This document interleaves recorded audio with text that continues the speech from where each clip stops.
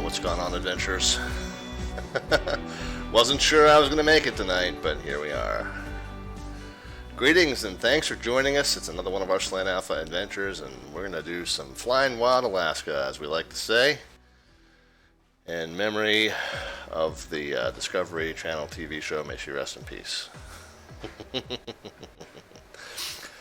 We're doing a Northern Reaches tour, or whatever, I don't know, whatever you want to call it, whatever cheesy name you want to give to it. We're going to take the Baron, the XP11 Beach Baron with Reality Expansion Pack, and that's a little add-on from a company called simcoders.com. They put a layer of realistic aircraft ownership, upkeep, maintenance, and kind of an economy model on top of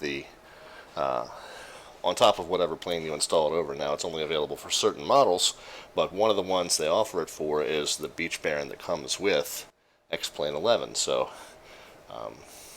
you don't have to buy an add-on and then another add-on to add on top of. You can use this default Beach Baron that comes right stock with your regular vanilla XP11 installation.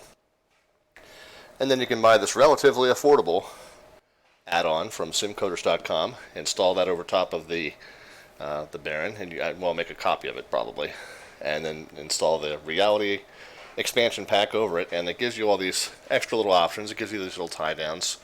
Let's take a look and see. You can see the tie downs holding the aircraft down. You can see the engine covers. You can see the pitot cover, and you can see the wheel chocks. So all those things are added by the Reality Expansion Pack, and then you also have this menu here. This you get a pre-flight walk around that you can do, and then you also have a maintenance report, which shows you what's the current maintenance condition of the aircraft.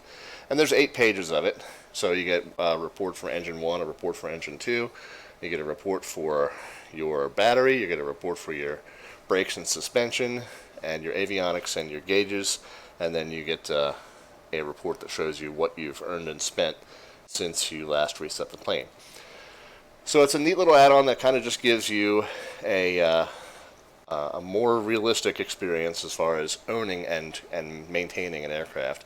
When you restart the plane, you can restart it as a brand new plane, or you can restart it as previously owned but well maintained. You can start it as previously owned and not well maintained. You can start it as an older plane.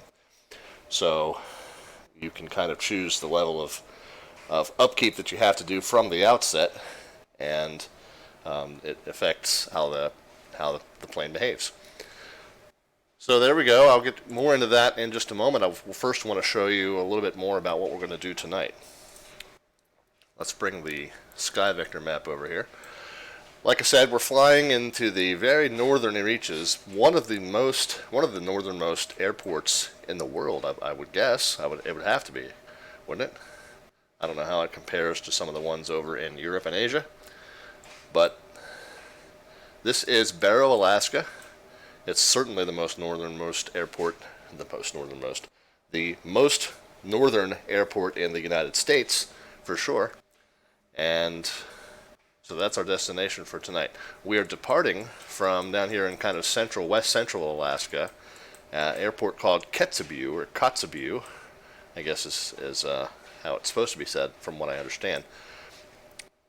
But this is an airport that we've flown to a couple times, coming to and from Unalakleet, which is where the TV show, the Discovery show Flying Wild Alaska, was based. That's Unalakleet. That's down here, right on this little bay. I forget the name of the bay, but here's Unalakleet. The Norton Sound, I guess it's called, according to this map. But we've flown in and out of Kotzebue a few times in our travels to and from Unalakleet and Nome and some of the other airports there in west central Alaska. But we're going to depart Kotzebue and we're going to head north. And the tricky part about tonight is we're going to be following these airways designated Gulf Airways. Gulf 18 on north to this point, and then north and east on what's designated here as Gulf 16. You got an 82-mile leg there. Got a 58-mile leg there. 16-mile leg there. So we don't have the total mileage listed. We'll have to do the math there. And then this initial leg, I don't even think this one's marked. Oh, is it? 171. So yeah, these are nice, long-legged airways. And the distinctive thing about them is they are not built on VORs. They're built on these NDBs. And I assume, I don't know, but I assume that the reason is that the NDBs might have a longer transmission range, a longer useful service volume, as they call it, a longer distance by which the signals are readable and usable and reliable. That's my guess. I don't know the answer to that, but that's the only thing I can think of, that they would still use airways based on these NDBs when you got a VOR sitting right next to it that you could use.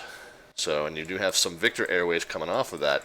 You see the Victor 506, 401, 498 that are coming off of it kind of from the east around to the southwest.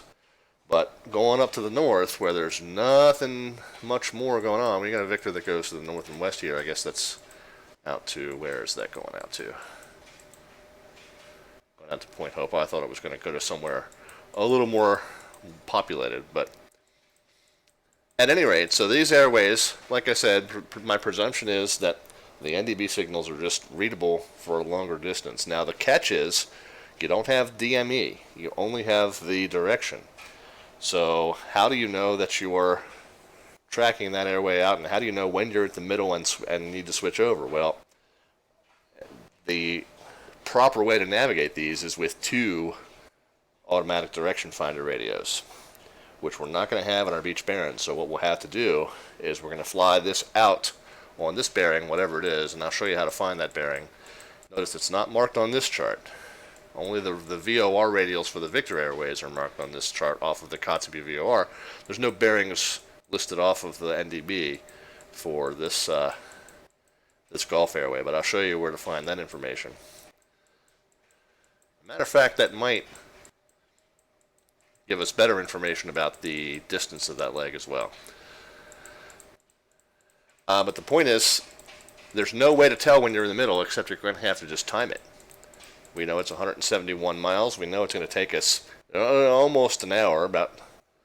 Well, let's find out, how long will it take us. Let's get the calculator up. If we know our true airspeed is going to be about 190 knots, 171 out of 190 is that point of an hour times 60 minutes, so 54 minutes. If we're, that presumes we're at full speed as soon as we get going and headed north. We know that while we're climbing, it's not going to be completely that. So we'll basically just say, for round figures, an hour. So 30 minutes after we depart is when we'll switch from navigating outbound on that bearing to inbound on this bearing. Now, what bearing are they? We can use the plots that SkyVector gives us, but the proper way to do it is to use these Alaska low and Alaska high charts. The Alaska low, tells us that we're in on a 342 bearing. Now, we're not going to have a deviation needle. We're not going to be able to see we're left of course, right of course, by looking at a little needle that's going to automatically float back and forth. We're just going to have a bearing to station on our automatic direction finder. And if it's lower than 342, well, then we need to correct to the left. If it's higher than 342, we need to correct to the right. So it's kind of a more rudimentary method of navigation.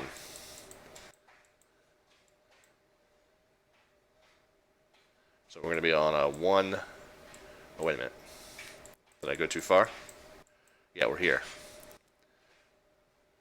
So what is that, a 166? 166 bearing? And then does this chart give us the total mileage? Oh, there we go. 75 and 96 is when we should switch over. So now again, we don't have DME. We can do one thing. We can use the DME from the Kotzebue VOR. That'll help us. They're not exactly located together, but they're close enough that we'll be able to figure out when we're 96 miles out from that first NDB. So it'll give us a little bit of help. And then once we get up here, we don't have a VOR with DME, so we're just going to have to time this leg, I think.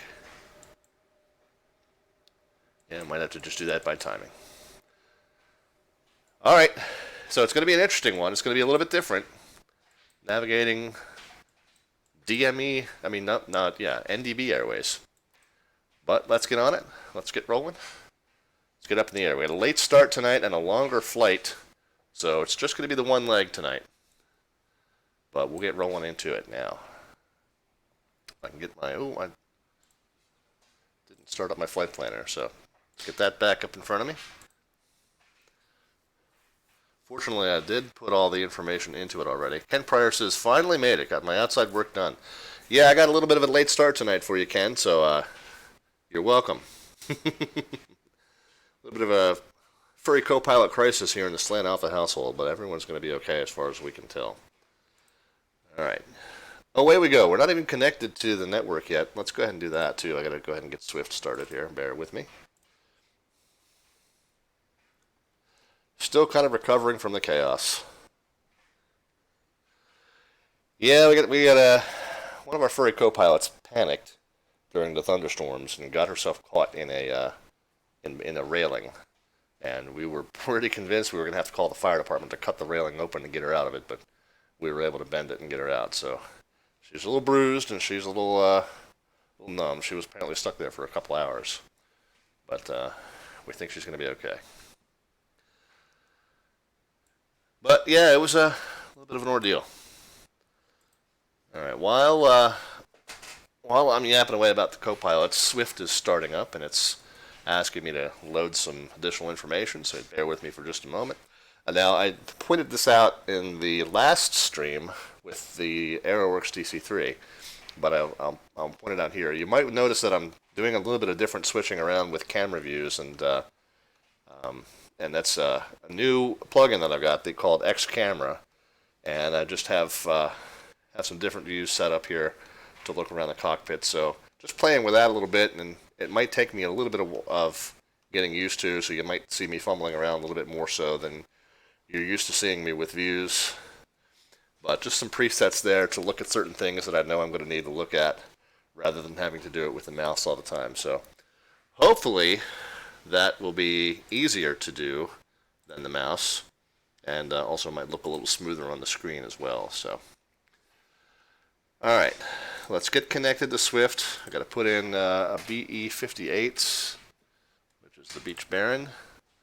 Everything else on that screen looks good. We'll hit connect. You get a little chirp that says we are connected to the network. We'll come over to the flight plan page, and again, it's just the one leg tonight, but we'll go ahead and get this put in. It's IFR. You can see the cloud cover. It's going to be we should be okay with the weather. I'll show you the weather in just a moment. It's about 3,000 foot overcast, both here and at Barrow. Hopefully that'll hold up. So we should be okay. PAOT is our origin. Departure time, we think, it'll be about 1:40 Zulu, probably.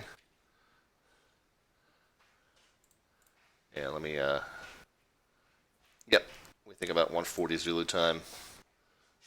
Cruising altitude, 11,000 feet. Minimum on those is 10,000.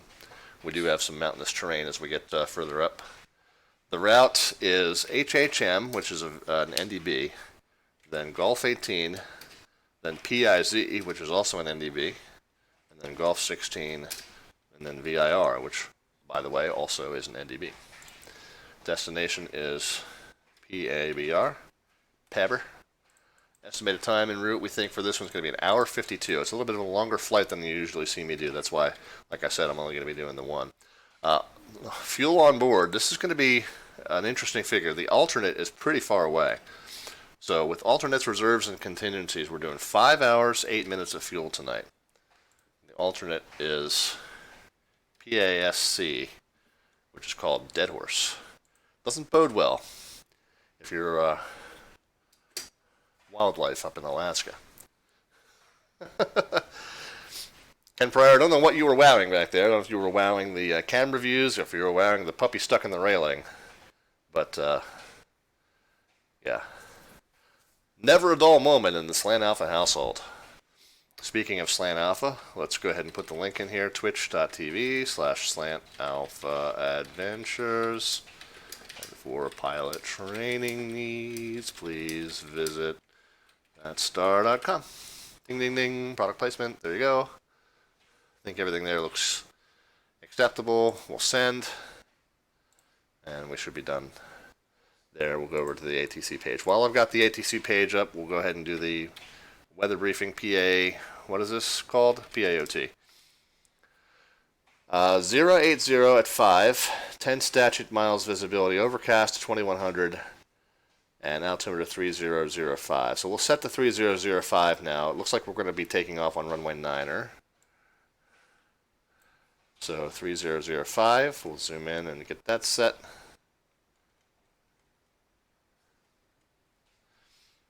Field elevation here is 15 feet. That's pretty much dead on with what's shown on the altimeter, so that's a successful cross-check there. Comm radios, we probably just need them. Well, hold on. Don't even have the plane started up yet, so we'll get the comm radios.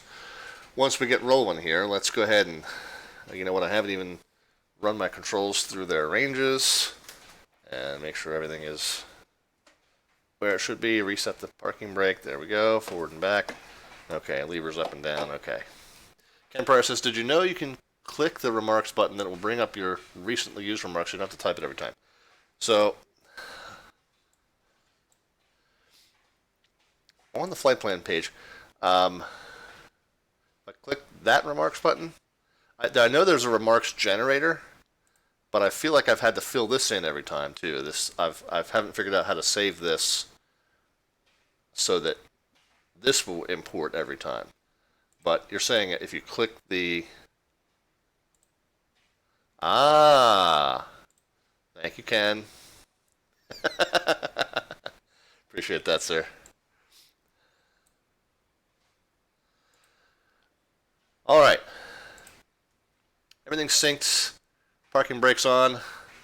Levers down. Let's go ahead and get the maintenance report. We were talking about that at the beginning of the stream. So we'll look at that in more detail now.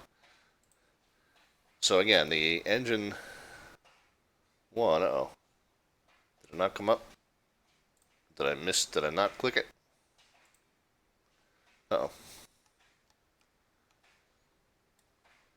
Is it in its own window somewhere? What's going on?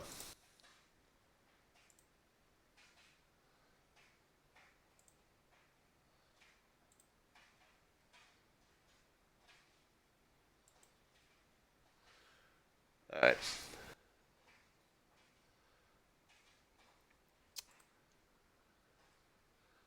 Not sure what's going on here. Hang on one second.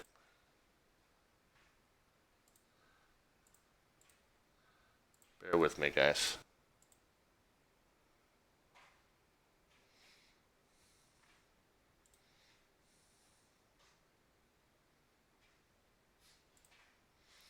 All right, that's there.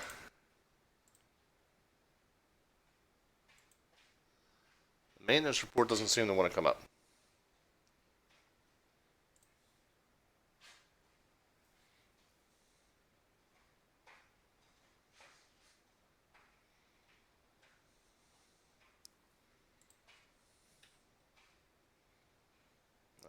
That works. And it's not hiding under its own window or something over here, is it? Hang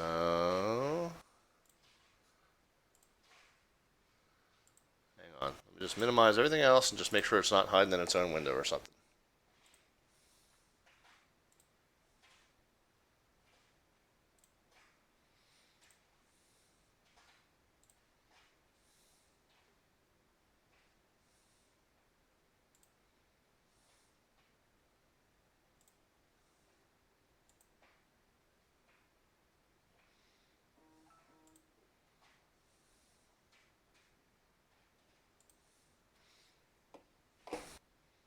Alright, so we've disabled and re-enabled it, and hopefully that will help it. There we are. Okay. Did you try turning it off and turning it back on again? Yes, I did. Oh, it says I have 9 pages. I wonder why I have 9 pages. Something new. It did update recently, so updated from from 4.1.3 to 4.2, so there's something new in it that I haven't seen yet. All right, so anyway, here we go. Finally, back on target here. We know we've got some wearing in the cylinders. That's normal for this plane. It's an older plane, so you can see the compression numbers are in the low 70s. You got one showing 69 there, so it does burn through quite a bit of oil. We've basically refilled it after every stream that we fly this thing in. Right now we've got 12 quarts. It's showing that it's fairly clean, 45 hours before it needs to be changed, and the filter says 95 hours before it needs to be changed. Fuel pump looks okay. Plug tips look okay. Page 2 gives us the same story for engine number 2. Compression numbers are slightly different, but everything else looks pretty much the same there. Page 3. Okay, now it's this is the new one. So what does this say? This is all about the fuel injectors. Factory injectors are in use, and we have the ability to use tuned injectors. That would make the timing work a little bit better from what I've read. But it's going to cost us a whole bunch of money to do that, and it's going to take 3, 4, 6, it's going to take 14 hours to install them. So maybe we'll opt for that at the end of the stream. But we're not going to do that right now because it will actually make us wait that's 14 hours. Oh, there you go. Right at the top it tells you, tuned injectors give less vibration and better SFC when lean of peak. Okay, well I don't run it lean of peak too much.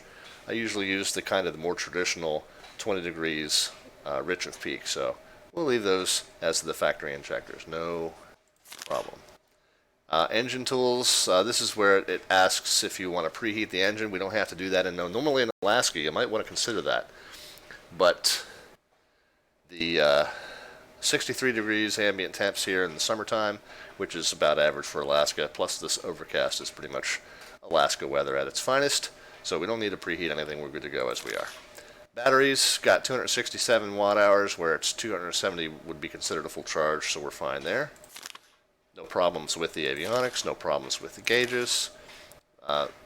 The tires are showing some wear, you can see, but they're about 80% new. We're not going to replace them when they've got approximately 80% of their life left in them. So we've got a little bit of wearing, but not anything to panic over.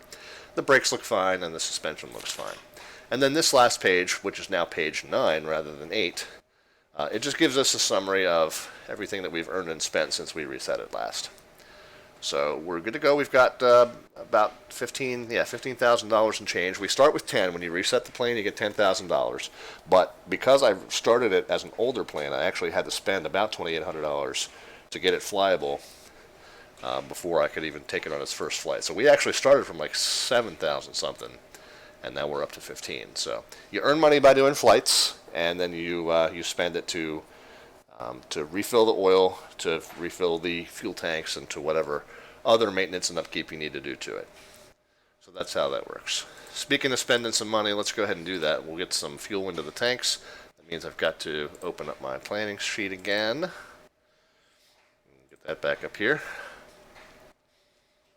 Go to the weight and balance page. You want to use the simcoders.com weight and balance page, not the default one. The default one I'll use at the end to see how many pounds of fuel I had left, but this is the one I'll use at the beginning to set the fuel load, and that's done in gallons, so my spreadsheet does that calculation for me, so I know how many gallons I need to put in it, and I need to put 58 in each side again. Carrying quite a bit of fuel tonight because the alternate's so far away. So 58 gallons, it's going to cost us $254 and change to do that. And then on the right side, so we're going to spend over $500 to fuel this thing. And there we go. Alrighty, the pre-flight walk around is next. We'll go down here and we'll toggle walk around mode. This is a series of static views. Anything that's on the list here, these things I do when I get back into the cockpit, but on these next pages, I tend to skip over anything like checking the load distribution and clearing debris of the around the static port. I tend to blow through those items because they're not really simulated here. It's not possible that you would have a failure. There's no button action involved. But then I'll go ahead and do anything that does have an associated button action. Whoops, I think I skipped past one there. So we'll check the elevator. We'll check the rudder. And we got somebody checking in, so Barrow 87. Yeah, got to watch out for those wasps in the pitot tube. Yeah, that happens, and not always survivable.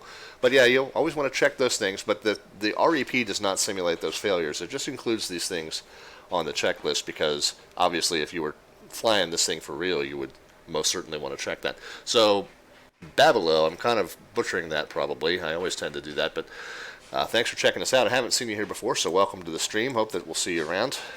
Doing mostly general aviation flying on this stream with old school radio navigation. I don't use the GPS, and you'll see tonight we're doing an even older old school radio navigation, which I'll go into in more detail once we get flying.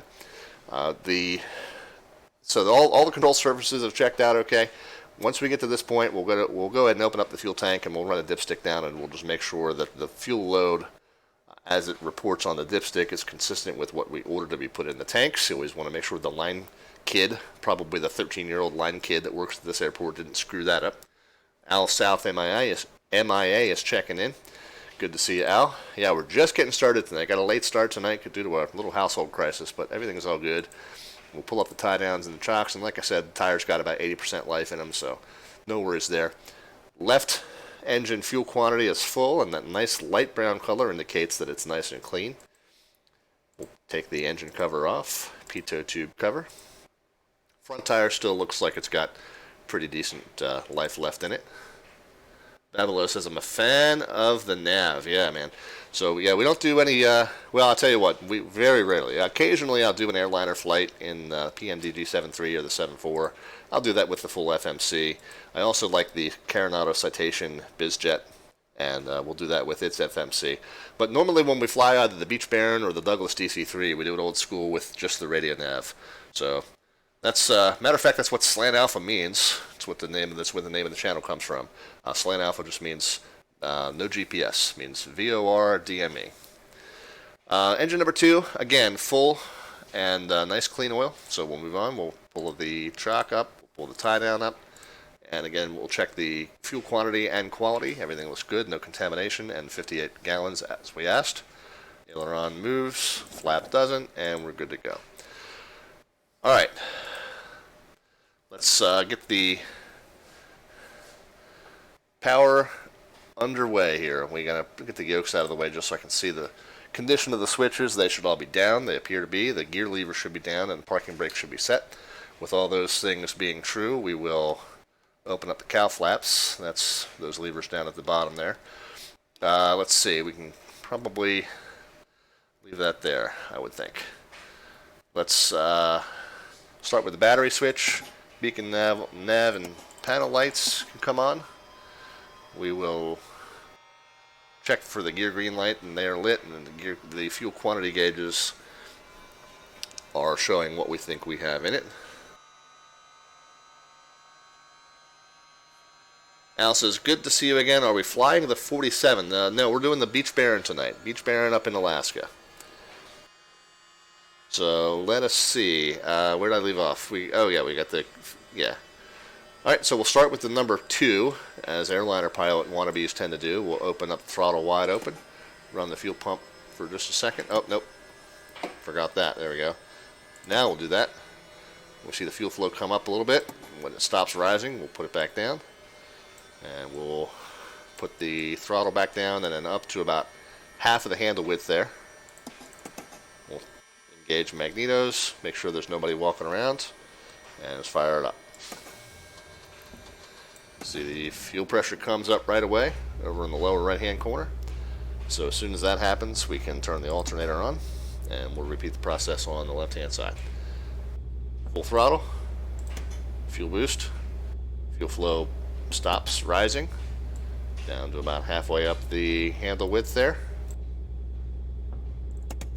Engage magnetos, nobody walking around.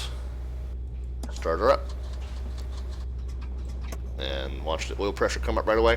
Notice that the oil pressure is a little on the high side. The engine oil is a little thick because it's cold. When it warms up, this is how good the RAP is, the Reality Expansion Pack. This is how good it is. The oil is a little thick because it's cold. As the oil warms up, the oil pressure will come back into the normal range.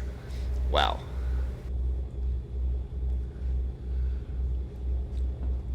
Our Salvagnini is here. What's going on, Raymond? So, Ray is a regional airline pilot in the real world and says that they actually start the number 1 first usually. Yeah, man. Every airline does their own thing, but I always do it old school. And actually explained last time we were flying in the C-47, the kind of the origin of that tradition, and Ray, you can correct me if I'm wrong, but back in the olden days, you actually would run the number 2 on something like a DC-3, which would double kind of as your APU. Like, they didn't have an APU in the Douglas DC-3, so you'd run the number 2. You were still allowed to kind of hustle the last couple straggling passengers on and off the plane on the number 1 side when only the number 2 was running. So that's kind of why they got in the habit of starting that number 2 first, because they would still allow folks to get on and off the plane, especially when they were making those real quick turns. The old airline schedules used to look like train schedules with like 5-minute stops. So instead of shutting the whole plane down at every stop, you just shut the number 1 down. You'd let the couple passengers off and on the plane on the number 1 side, button it all back up, fire the number 1 back up, and away you go. Ray says, sitting in my hotel for recurrent, honestly, it depends on the captain and company policy. Yeah, like I said, it differs from airline to airline. Some of the airliners just still do it the other way, and of course, it's always kind of up to pilot discretion as well, to a certain extent, within whatever your company policy says. Anyway, where do we end up? Did I still get them both started? Yeah, we got them both running now. We get the left alternator on, we get the avionics on, we get the marker beacon sounds off. Although if we're in low IMC, when we get up to our destination, I might turn those back on. I usually leave them off, though. But anyway, let's see. Get back to where we were. Yeah, Ray didn't know that. Oh, yeah, I'm teaching the real airliner guy something. That's a treat for me. Yeah, but that goes back to the 30s when they used to just do those 5-minute stops,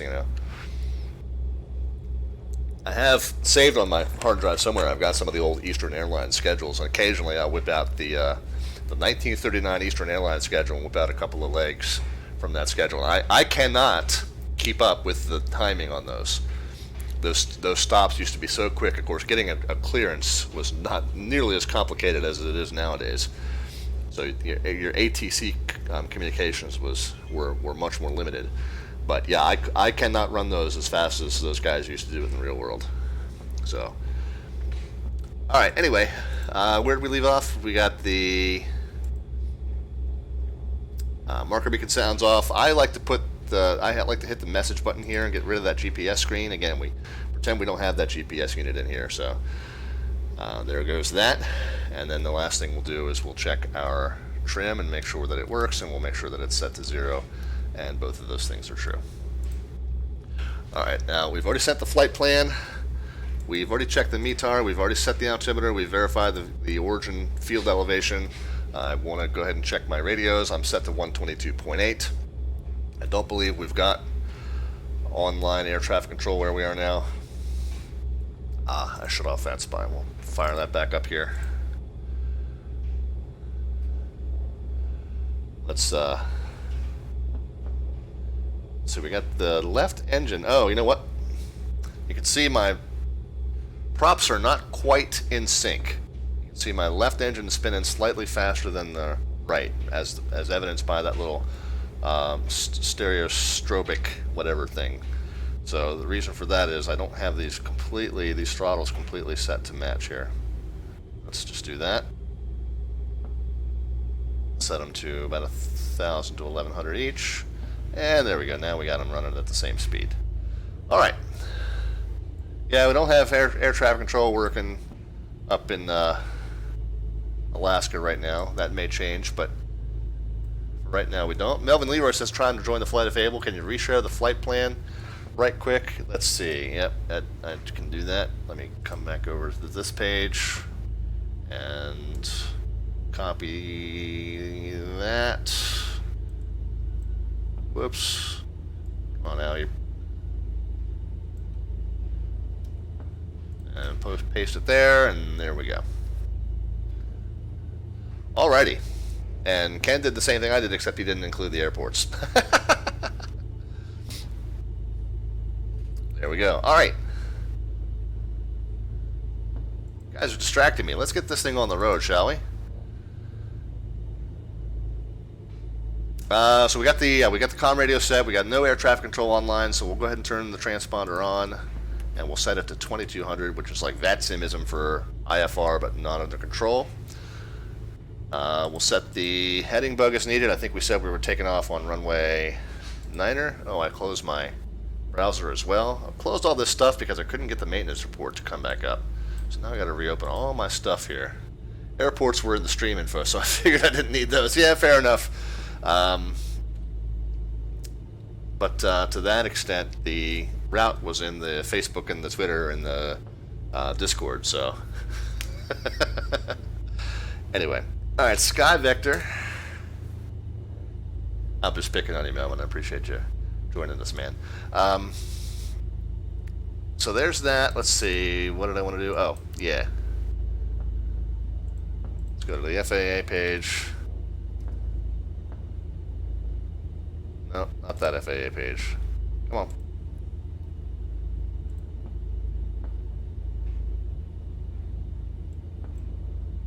FAA, yeah, that one. Digital Terminal Procedures Publication, PAOT. We don't have an airport diagram, but basically we'll just pull up any approach, and we can see down here we've got a little landing pad, or a little parking pad here, and then we got an east and west runway. Not quite sure what the indication here is, but I'm assuming that is like a non-paved runway of some sort. If I went ahead and look in AirNav, I'm sure it will tell me what that surface is, but I'm assuming it's not pavement. But we're parked somewhere like over here, so we'll taxi to the west and we'll go off on runway 9er. Alright, let's do it.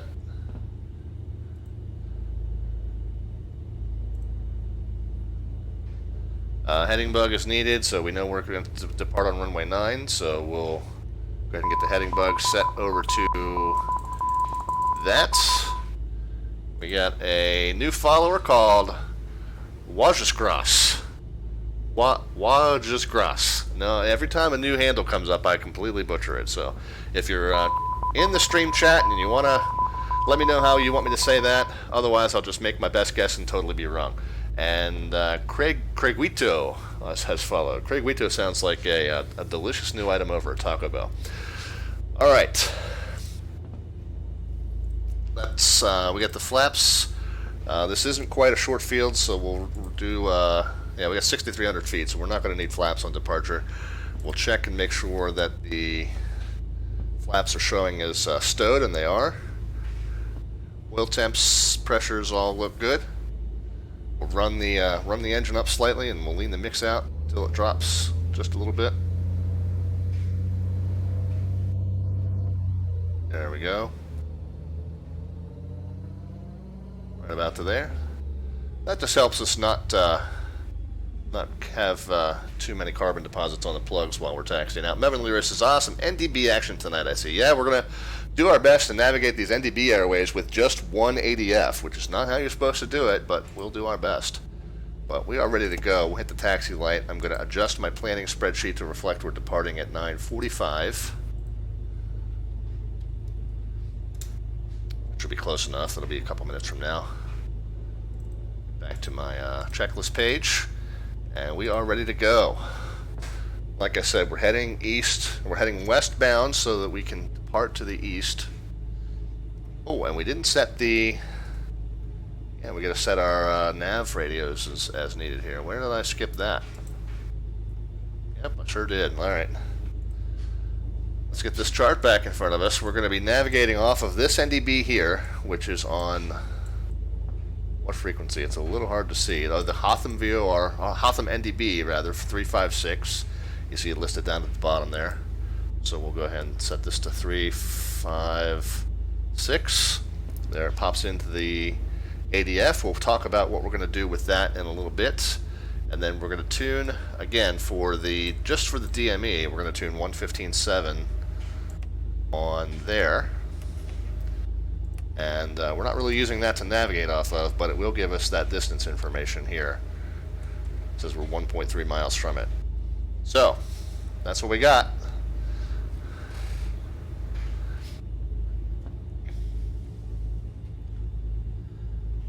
Ray says it's probably an ice and snow runway. That could well be, although it's 60-something degrees out here right now, so we're probably not going to see that ice and snow runway. Wasgras, am I a VATSIM ATC? I am actually a S2 rated controller with the DC group, virtual DC, virtual Washington DC, ARTCC in VAT USA. S2 means I'm basically rated for clearance delivery, ground, and tower only. I don't do anything higher than tower control at the moment. I do that. It's a lot of fun. Actually, R. Savagnini, who you see me talking to on the stream tonight, he's actually my virtual boss in that regard. But I will say that I am much more of a pilot than a controller, although, like I said, I do both. I'm going to scooch around the back of Melvin Leroy here.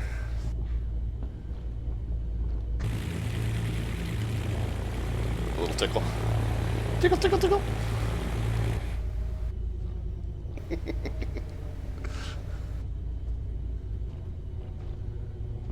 Alright, so we'll taxi all the way out to the west. This taxiway seems to end, but it looks like there's one more taxiway up there. Does that maybe go to that non-existent? Yeah, I'll tell you what.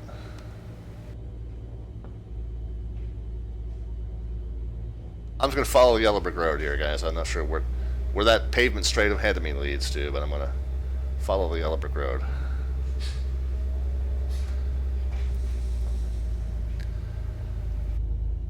Okay, no traffic coming from the right, no traffic coming from the left. Let us, let's do our hold, let's see, hold short. Let's do our run up real quick. We'll set the RPMs to 2200. We'll flex the props down to 15 and back up 3 times, just to get the oil moving back and forth in the governor. Alright, that all works. We'll come back down to 1700. We'll check the magnetos on the right side. Down 1, down 2. You can see that little fan thing spinning. So we do have a slight drop in RPMs when we do that, but nothing catastrophic. And then we'll do the same thing on the left-hand side. You see that the opposite happens. Alright, whoops. I accidentally engaged the starter there for a second, but no harm done, it looks like. We'll idle the engines, feather the props. We'll hear that that works. Yep, you can hear them slapping the air. And then we'll get that back set up to about 1,000 RPMs. Go mix full rich, and we're ready to go. Maybe gravel then, yeah, possibly. Yep, not too sure.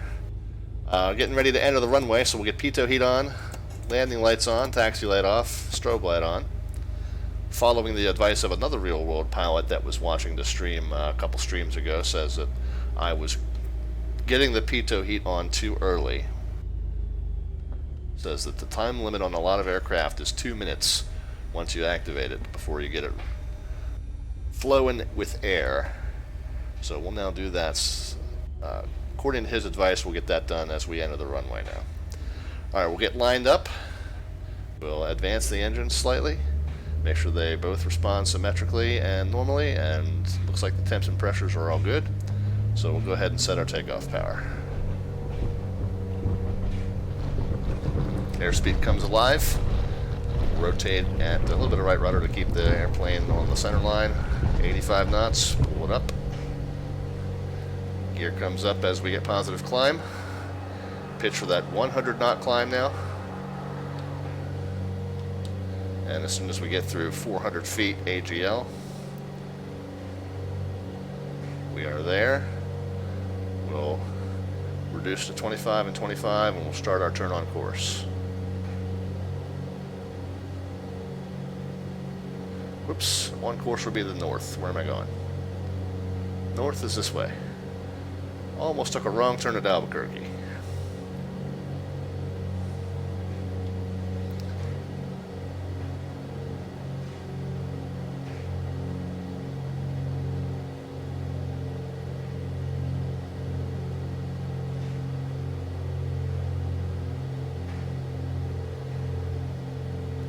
Alright, basically going to turn to a northbound heading, and then we'll start talking about how we know when we're joining this airway.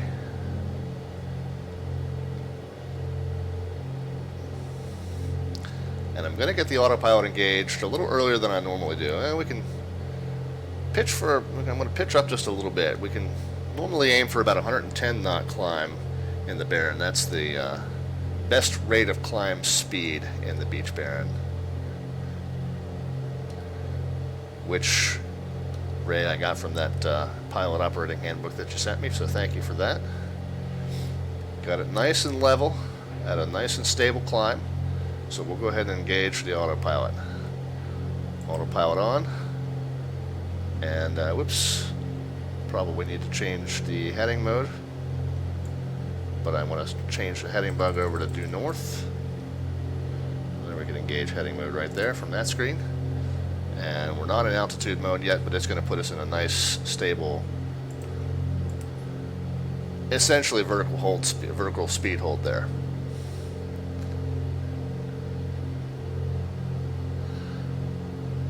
Oh, Washgrass says I'm a visitor in DC as well, so good to meet you. Okay, well, pleasure to make your acquaintance, sir. Yeah, I usually run either BWI Tower or Dulles Tower, occasionally Raleigh, and then for one of our recent events, it was running Norfolk Tower.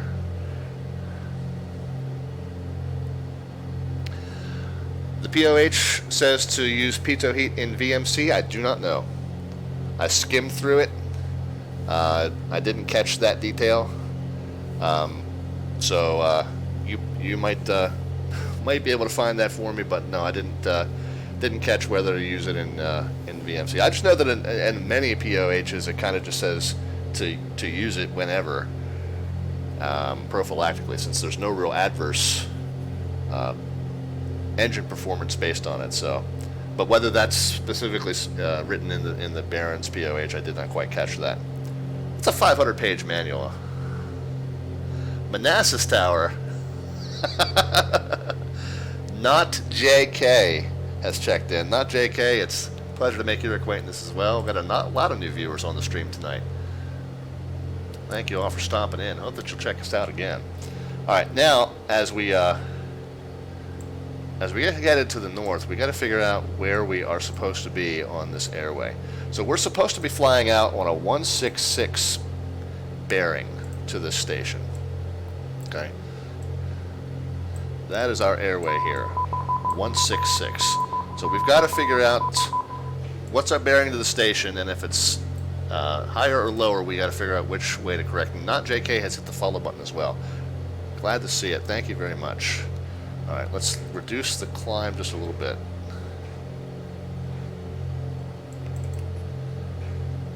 I want to reduce the pitch a little bit. Of course, I should also be increasing the throttle to keep that manifold pressure on 25. So, doing that now. So yeah, 25 and 25. We'll lean the engine out just slightly. Not going to lean it too much. All right, so our bearing is supposed to be 166 here. Guess what? You know what? That seems weird to me.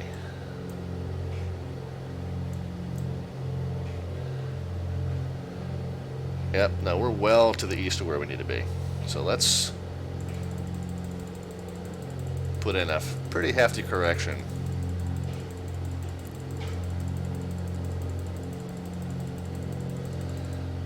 And part of the reason that's a little deceiving is because the magnetic variation here is so far off. We're very, very far north.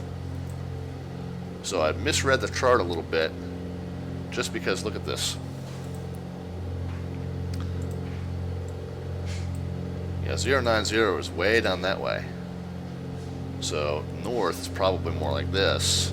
So yeah, I'm way to the right of where I need to be. So we're putting in a pretty hefty correction to get back on here. And we'll know that we're on the right bearing when the bearing to our station is 166 degrees.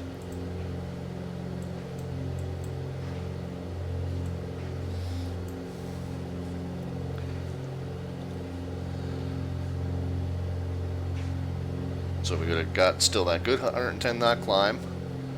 Our manifold pressure is decaying now. It's less than 25, but I got the throttles wide open, so 23 is about best as we're going to get at this point.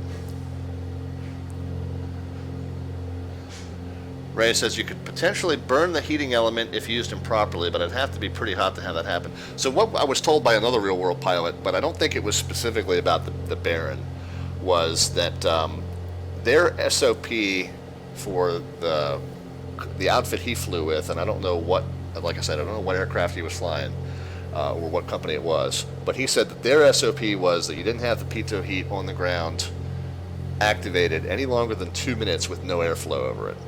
So once you had airflow over it, there was normally not an issue. But again, I haven't read through the Baron's POH in that level of detail. So okay, so we're watching this ADF needle. It was pointed due south, and we're looking for it to get down to about there. So I'm still correcting to the left. You see, this would be the outbound course that we want, but I'm still correcting about 30 degrees left of that to get back on that. Again, we don't have, like with the VOR, we don't have this deviation needle, this nice little automatic thing that tells us what course we need to correct to. So we just have to figure it out based on what this needle says. Now that's about a 164 right there. So I'm going to go ahead and turn now to go straight outbound. Meantime, our speed is decaying. I'm going to pitch the nose down just a little bit.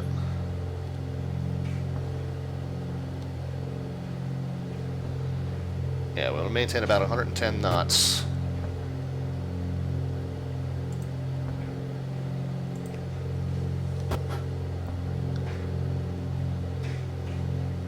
So yeah, let's pitch down one more.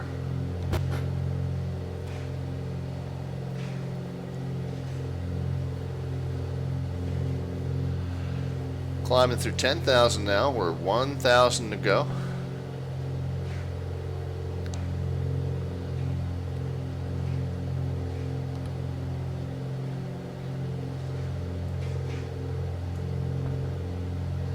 And again, we're looking for that 164. So we've now corrected a little bit too far. So let's come back.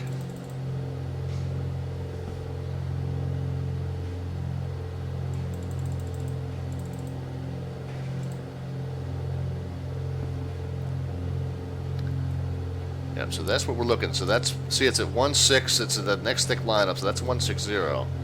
So the little half lineup is 165. So I wanted to point almost to that next little half line there.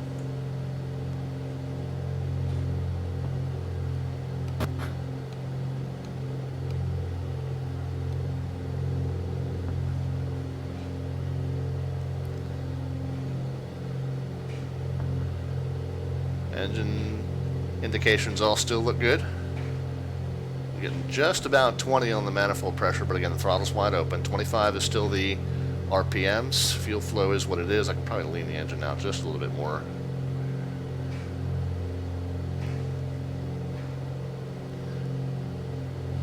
Temps and pressures all look okay though.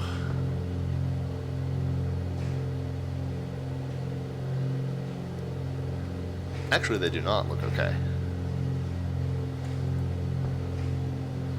The number 2 is spiking really badly.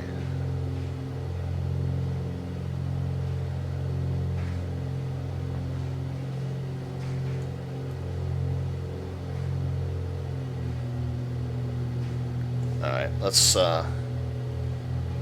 get leveled off here, and I think I may have a problem with the number 2 engine.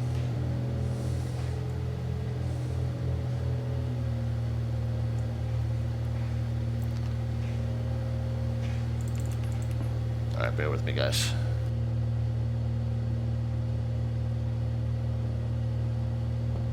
Hang on, Melvin Leroy, just hang on, man. I think I may be having a problem with the engine. Alright, first of all, I gotta adjust this,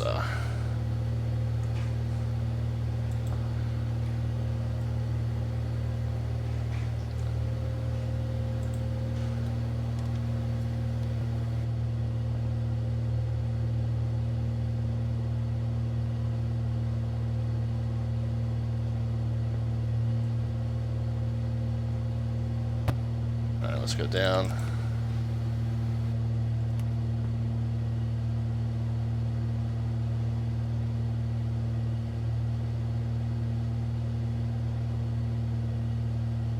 And 20. We'll start a descent.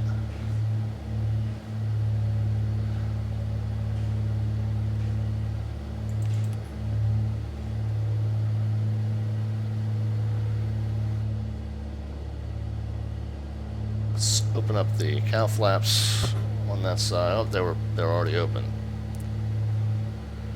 Okay, well, we'll leave them open.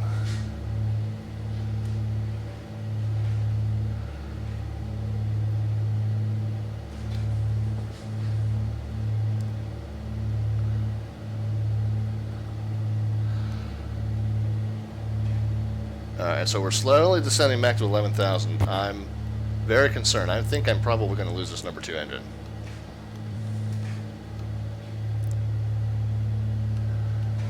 So I think what I'm going to do, I'm getting up into the part of Alaska where there's not a lot of places to land. I think I'm actually going to turn back, and this is going to be kind of a weird stream. You're going to see you're going to see a stream where I don't successfully complete a flight. But you see this number 2. Yeah, the reality expansion pack does not do glitches. If you see something like this, something is amiss. Alright, so we're returning to the airport. Let's go ahead and get the heading bug spun back around. So Melvin Lever, to answer your question, real quick, the chart here says this is a 166. And I'll highlight a couple things for you real quick, but I don't want to take too much time. So I'm on the AL4, Alaska 4, and here's the airway, and it's a 166, and so that means this bearing down here. So you kind of manually adjust until the bearing behind you is 166. So I'm not explaining it too well because I'm very concerned about this engine that I think I'm about to fry. This screams XP11 failure. So I think I have all the XP11 failures turned off. This is probably a reality expansion pack thing. I don't know if I did something improper to the engines when I started them. I may be able to investigate that when I get down. But right now I'm going to... Whoops, I think I closed my charts. Let's get that open again.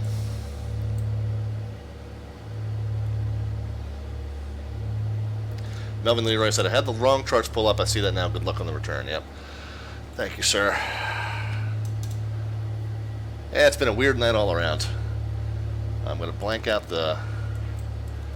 so basically at this point I want to head straight to that NDB. That makes it a little bit easier as far as the return goes. And we'll go 15 and 20. And we'll start a nice gentle descent here.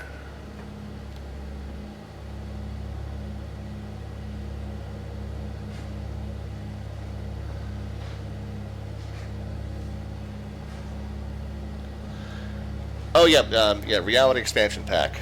So so that's simcoders.com reality expansion pack. So I think that there's definitely something going on that I may have messed up, or the engine. Yeah, I probably did something to overstress that engine, and so now I'm going to have to watch the stream back and figure out what it might have been. But Yeah, oil pressure's good. Ray, I know you want me to reduce the throttle too. I only have one physical control, so I'm not. Every time I move my controls, they're going to move in tandem. So unfortunately, I'm not going to be able to do some of that. I wish I had two physical controls.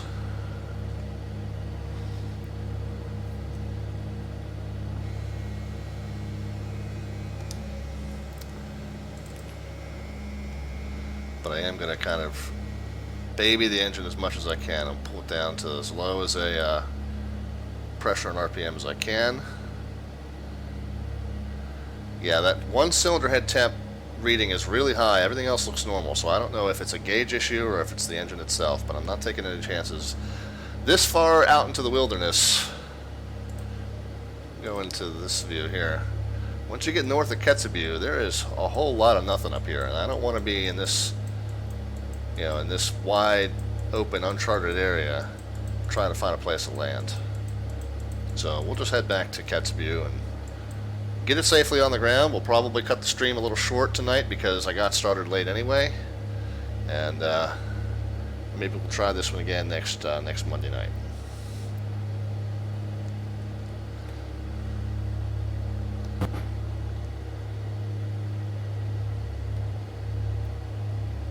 Alright, we've got the DME from the Kotzebue VOR as well, selling us for 24 miles out. Victor4288's hit the subscription button. Appreciate that, Victor4288. Man, all my ZDC friends are here tonight. Good to see you, sir. Let me go ahead and get the charts up. I'm going to go ahead and refresh the METAR. So we'll see what's back on the ATC page. PAOT is already shown, so we'll hit enter and it refreshes. 100 at 8, so we're definitely going to land on that same runway 9 that we departed from. Altimeter's 3004. I'll double check that I have that set. And it's on 3005, so I'll bump that down a bit. Okay. Let's get the approach up. PAOT. Let's see, we've got an ILS to runway 9, so that's going to make it as easy as we can make it on ourselves. We got a nice DME arc too from the Kotzebue VOR, which is 115.7. So effective immediately, we're going to start navigating inbound direct to the Kotzebue VOR. Spin that around until it centers, and we'll engage nav mode.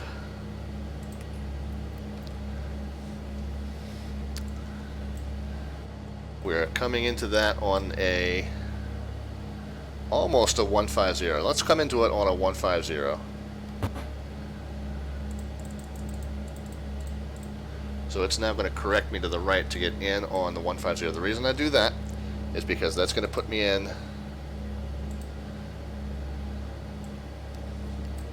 on this radial, and then we'll join this arc, 12-mile arc, and then we'll go in, and there's our final approach course.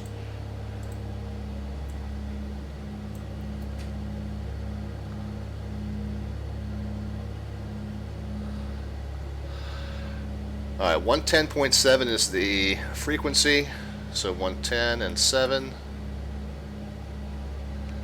We'll get that preset in the nav 1.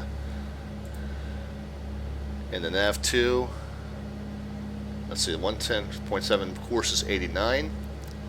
We said the wind was 100. So it's going to be a very slight right to left. 100 at what? 100 at 8. So it'll be a very slight right to left. Cloud cover reported at broken 4300. So no anticipated issues with the minimums. It is a left-hand turnoff. We'll probably have to do a back taxi. It'll be a left-hand turnoff if we land, but there will probably be a back taxi and then a right-hand turnoff. So we'll land here, back taxi, and then right turn. That's the plan. Missed approach if we need it. 1700, then right turn to Kotzebue DME, or VOR. So again, we'll have that Kotzebue VOR tuned in the nav 2. 115.7. So even when we switch the localizer over to nav 1, we'll have that tuned on nav 2 to use for our missed approach procedure, which hopefully we won't need.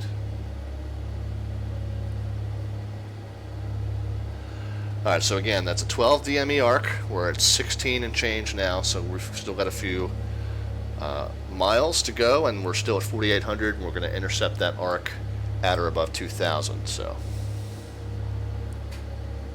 full-fledged ZDC invasion, it seems like it is. Northwest Orient is just the latest.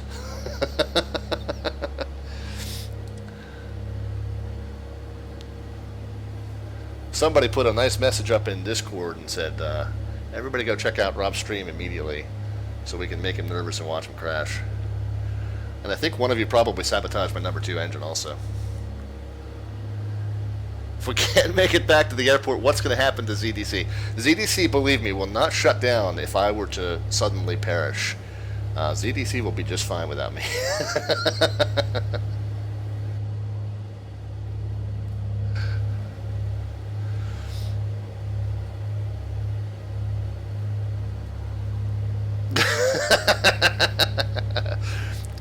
Victor 4288.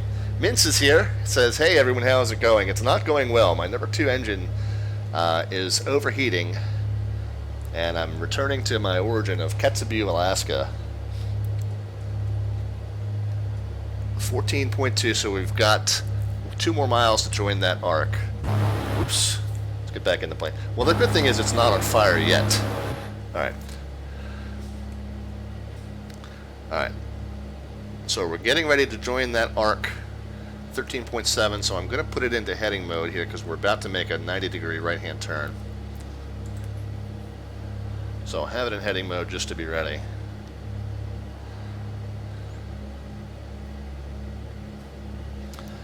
Yeah, we'll get back down on Kotzebue, we'll pull up the maintenance report, and we'll see if there's any indication of what went wrong. Coming through the cloud layer now, too, which is nice. Alright, so 12.3 miles. I'm making this turn a little late. I should have made this turn sooner.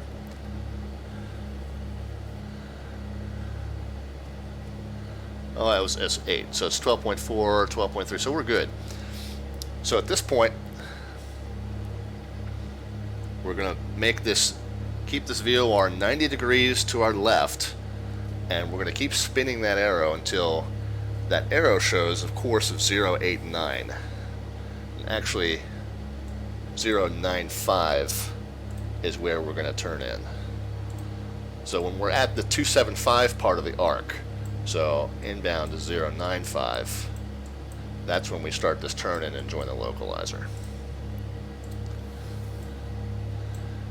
So we're going to continue to fly perpendicular, but then we're going to continue to adjust this arrow so that it shows what radial we're on now.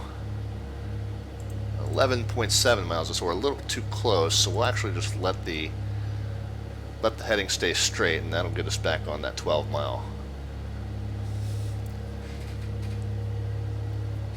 Yep, Badleo likes the twist 10, turn 10. I like to make it more of a constant process because it gives you a little bit smoother an arc, and it gives you a little bit more constant update on where you are on the arc. So we'll see when we look at the ground track afterward. You'll see a nice smooth, instead of a 36-sided polygon, you'll see a nice smooth arc here. Coming up on that 2,000 feet, so we'll go altitude mode. We'll get it back to about 20 and 20.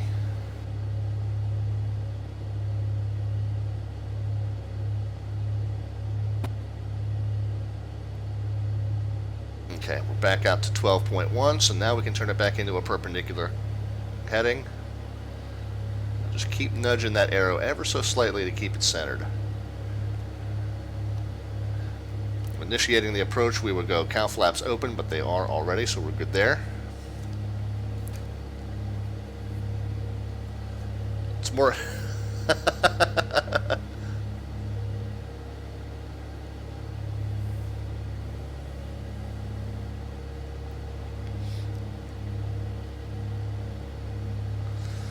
I'm missing a lot of the chat messages because I'm a little task saturated at the moment.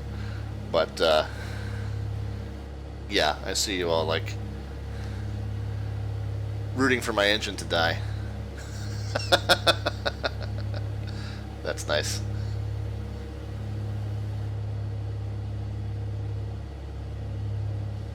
If you're maintaining a perfect arc, by the way, your closing speed to it will remain 0. You shouldn't be getting any closer or any farther from it. So that's kind of another indication. I'm a little too far from it on 12.2. So I'm going to correct slightly to the inside now.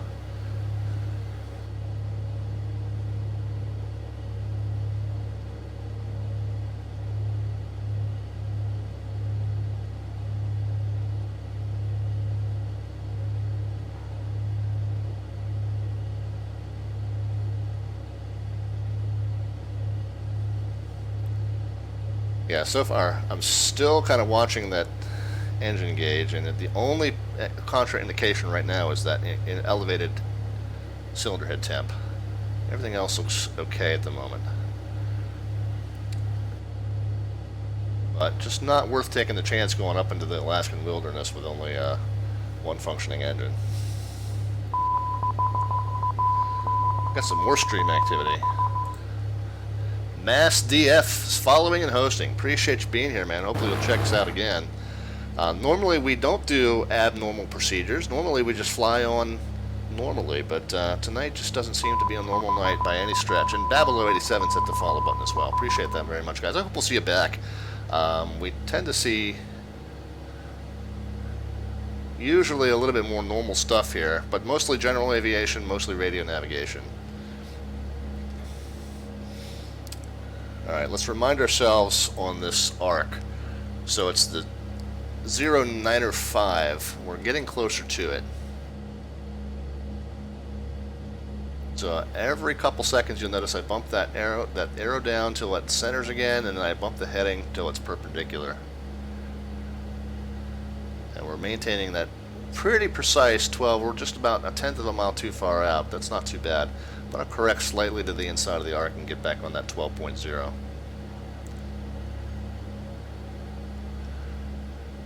And you can see that the bearing to station is now about 100. So 5 more degrees, we'll switch over and we'll start following that ILS gauge in.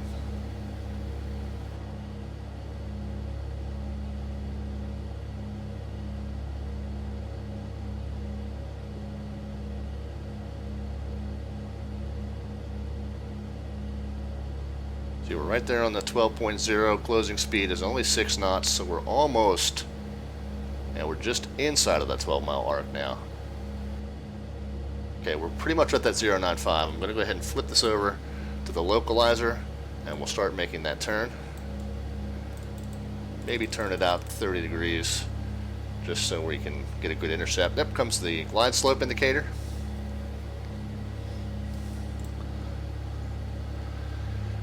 All right, and I think it's time to make this my airplane, guys. What do you say?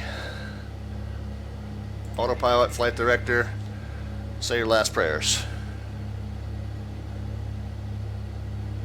Gonna shallow the turnout. Looks like we turned in just a touch early.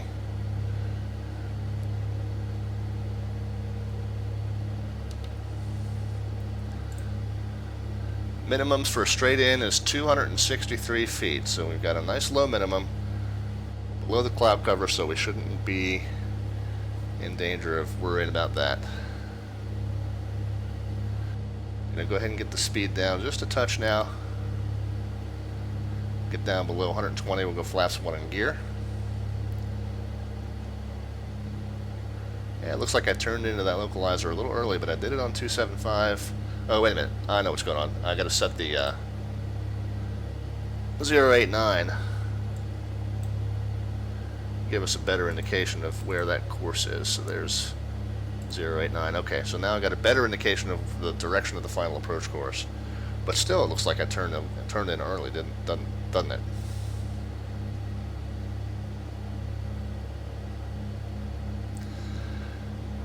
Yeah, Ray says tune the loc on nav too. Yeah, I usually do that too. Now that I think about it, I haven't done a DME arc in a while, but yep, there we go.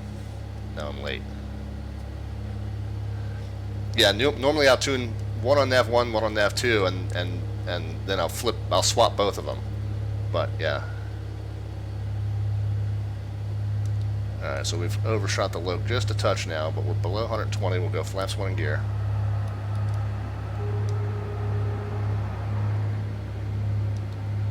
Because it's got the runway in sight too. Add a little power back in. Don't want to slip too far below 100 knots. I also should not be descending yet. I should still be at 2,000. So we'll level it out. Let the glide slope catch up with us.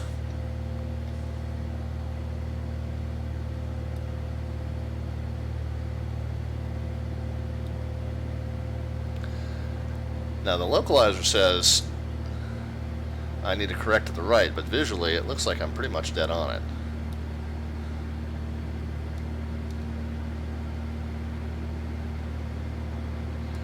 Glide slope's coming down now, so we'll go ahead and get the power down. Start getting the mix and props full forward.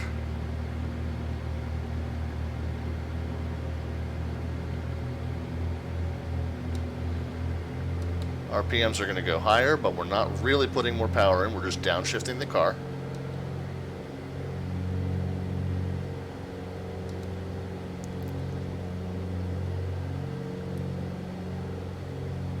Get it down under 100 knots. Go, whoops, flaps. Yep, flaps 2. There we are. Add some power back in to counteract that extra drag. I'm ignoring the localizer because it doesn't seem like it's aligned with the runway. I'm just doing that visually. Glide slope, though, I am kind of following. You guys are going to blow up the chat as you always do when I'm on final. I will. I'll summarize the chat messages when I get down. Cylinder head temps on the number 2 are still very high, but everything else looks normal. So this may just be a gauge failure. Who knows? Reality Expansion Pack does some weird things.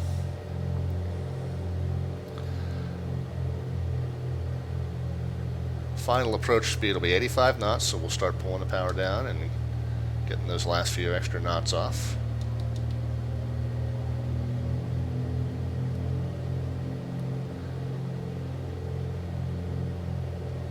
A little below glide slope now, we'll get the nose up.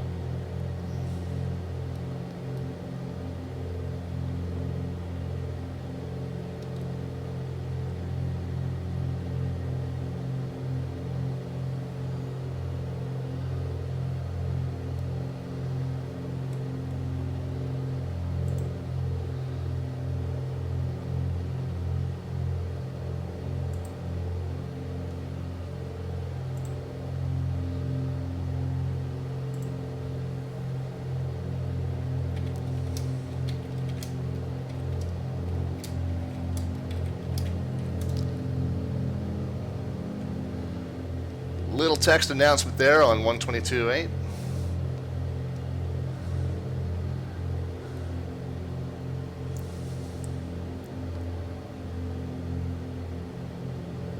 Hard to do that while your hand flying. Lucid 2307 is checked in. A lot of new names here. Now, question is that aircraft holding short? I can't quite tell. Looks like they are. Glide slope's good. Yeah, localizer looks like it just might be misaligned on the scenery. Starting to come in now. Glide slope's a little low, actually. Pappy lights look good. Right on that 85 knot final now.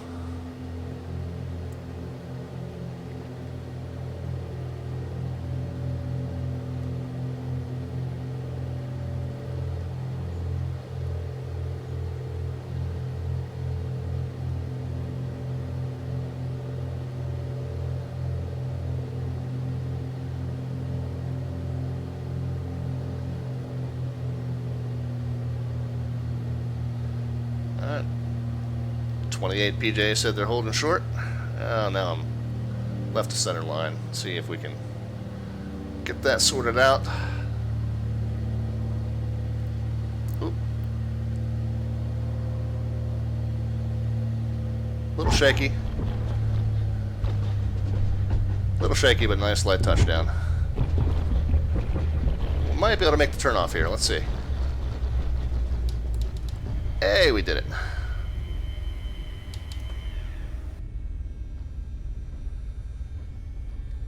Alright, well, that was exciting. Pitot heat can come off. Landing lights off. Taxi light on. Strobe light off. Wowza.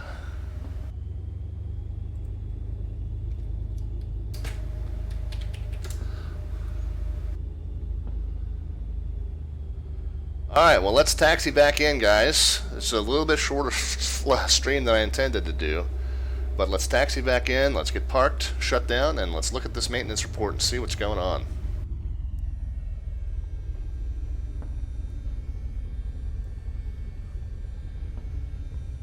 Yeah, my yoke is a little sticky, so my fine pitch control on final was a little off. But managed to make it down okay. I kind of compensated with throttle a little bit. I don't know if you guys noticed that. Kind of compensated with throttle a little bit, and it worked out all right.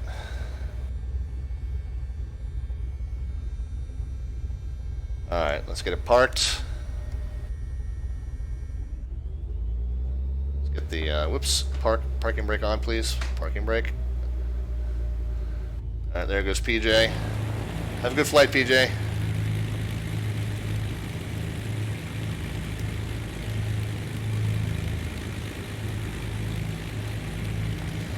Very nice.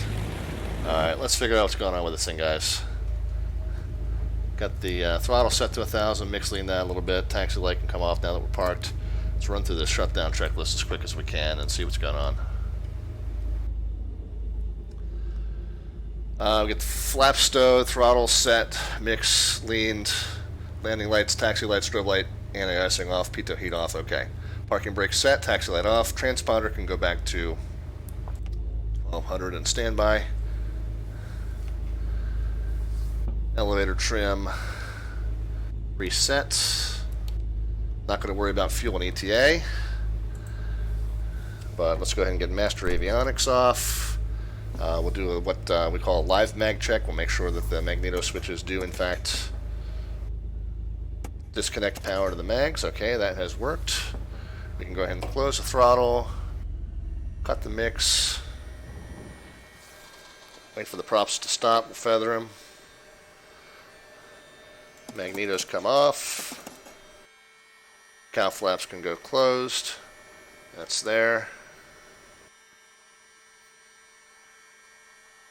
The panel, nav, and beacon lights can come off. Alternators and battery switch.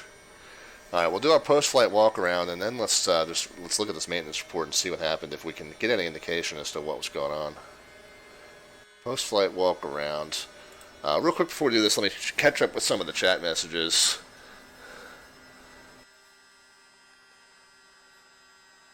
So, yeah, it looks like we got a lot of folks here that happen to know me through ZDC tonight. Why don't I brag more about Twitch Prime? Says Mass DL to Victor. Yeah. Let's see.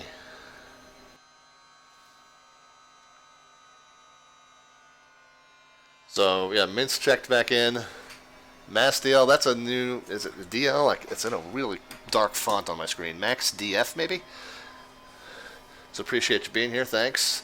Not on fire yet. Yes, not JK. That is indeed what I said. More likely to blow an oil gasket and have the engine seize up. If the oil pressure goes down, secure the engine. Yeah, again, Ray, it's a lot easier to do that if I actually have two separate mix throttle and prop controls, which I do not. So I appreciate the advice, but there's just some of it that's going to be beyond my expertise and abilities. Engine is cooling a bit, says Victor4288. Yeah, I'll have to watch the stream back and see if I can figure out when it started there. MaxDF was also hosting us as well, so appreciate that. Pro tip says R Savage. Oh yeah, tune the local and nav 2. Yeah, like I said, when I do the DME arcs, I tend to do the local and Nav 1, I'll do the VOR with the localizer in standby, and then Nav 2, I'll do the localizer with the VOR in standby, and then I'll swap both as I make the turn. Pebble says go Miss. No, thank you. Mince thought it was nice. Not JK gave me the golf clap. All right, let's thanks very much, guys. Let's go through here and see what we'll go to the post-flight walk around, and that's when we'll just get all the covers and stuff back on. Tie down goes up, chocks go back on. Engine cover, chocks, tie down, and we're back. Okay, let's pull up this maintenance report now and see if we can get an idea of what's going on. We're going to do this weird thing again where it's not going to show the maintenance report.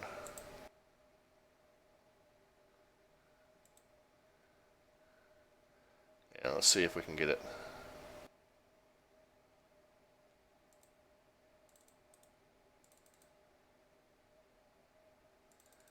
Yeah, it just doesn't want to show the maintenance report. So, let's see.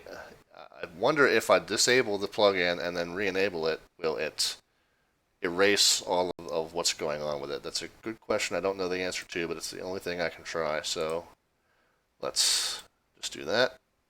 And then we'll re-enable.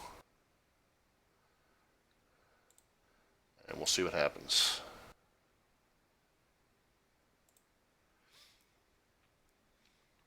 Okay, cylinder compression numbers all looks okay still. We'll go ahead, we're 1 quart down on the left-hand side, we'll refill it. And 44 hours before oil change, 94 hours before filter change. All right, moment of truth is going to be engine number 2. So here's what we think might look bad. But the compression numbers still look okay. 44 hours, 94 hours. We're only down 1 quart, so we refill it. Nothing else looks amiss on that engine page. Now the injectors, this is a new page, so it doesn't seem to show any condition report. It's just offering to switch them for factory versus tuned, but it doesn't really seem to say anything about the condition, so I guess we're fine there. No need to preheat. Battery's fine. Avionics are fine, instruments are fine. Nothing showing amiss here at all. Alright, well I wonder if it was a bug. This was a new update from version 4.1 point something to 4.2. I wonder if it was a bug. I'll play back the stream, we'll see if we can figure out when the abnormally high temperature started. And maybe we'll show it to the REP guys and ask them if they can tell us what was going on or if it was some sort of an error. Certainly the inability to pull the maintenance report up a couple of times was an error, so I will definitely want to let them know about that anyway. Alright, well, we didn't get to see a full flight tonight, but we did get to see some wild Alaska flying, so glad you guys could join us. And I appreciate, I apologize, or is what I meant to say. I apologize that it was kind of a shorter stream than usual as well. We got a late start, and like I said, the aborted mission too is kind of a rarity for me. So anyway, we made a lot of new friends tonight. Hopefully you guys will be back and check us out. Normally the stream schedule is Monday nights and Friday nights 8 p.m. Eastern. Tonight we got started a little later. We got started at 9, but normally it's Monday and Friday nights 8 p.m. Eastern. Occasional other days as there are opportunities to jump in on special VATSIM events, but normally it's just those 2 nights a week. If you wanted to catch up with some of our past broadcasts, you can check us out on our YouTube page. Slant Alpha Adventures with spaces will go into the search bar and that'll bring us right up. You can catch up with us on Facebook and Twitter. We're Slant Alpha with no space on either of those.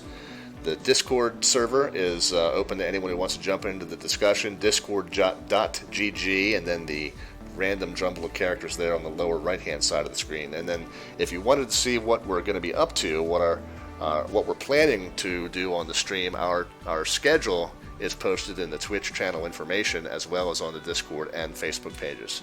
So, speaking of what's coming up, let's get that in front of me real quick, and I'll let you know. This coming Friday, we're going to take the Coronado Citation II business jet out for a spin. Going to do some Caribbean island hopping. The San Juan control facility on VATSIM is hosting the Friday Night Ops called Salsa Night FNO. So we're gonna jump in and be a part of that. We'll fly probably maybe from San Juan down to Princess Juliana. I don't think I've done Princess Juliana on stream, but maybe once. So maybe we'll take the Cessna Citation down to there, and we'll check out the Sunset Beach Club. Maybe I'll buy another T-shirt while I'm down there. Then a week from tonight, we're going to do some more island hopping, but that's going to be in Hawaii. We will take this very same Beach Baron, presumably, if it's working properly, that is.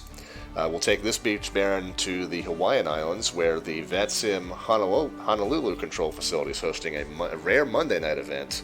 So we'll get to do some island hopping with online air traffic control in the Baron. So in the meantime, I'm glad y'all could join us. Mince has said good night, see you Friday. Ken says have a great one. Thank you guys again. Appreciate you checking in, and all the new folks that stopped in tonight. Hope that you'll check us out. Again, it's mostly general aviation flying, primarily the Beach Baron or the Douglas DC-3. We do it with radio navigation only for the most part, with the exception of things like this Friday when we fly the Citation BizJet and the occasional airliner flight coming up as well. So again, if you're into general aviation flying and you like to learn how to do it with the old school radio nav techniques, sorry I didn't get a chance to show you more of that tonight, but I just thought it was more important to get the plane back down on the ground with that number 2 showing like it was about to burst into flames. So we'll do it. Well, tell you what, we'll do this one again. I might modify the stream schedule and get this Alaska flight back in. I really would like to show you that NDB airway navigation at some point. So we'll work this one back into the schedule. I still owe you that flight to Catalina also. So a couple of flights that we've tried a couple times unsuccessfully, and so we'll work those back in as well. All right, guys. Once again, thanks for joining us. In the meantime, we'll see you on Friday. But in the meantime, be safe in your own travels and your own adventures, and we'll catch up with you then.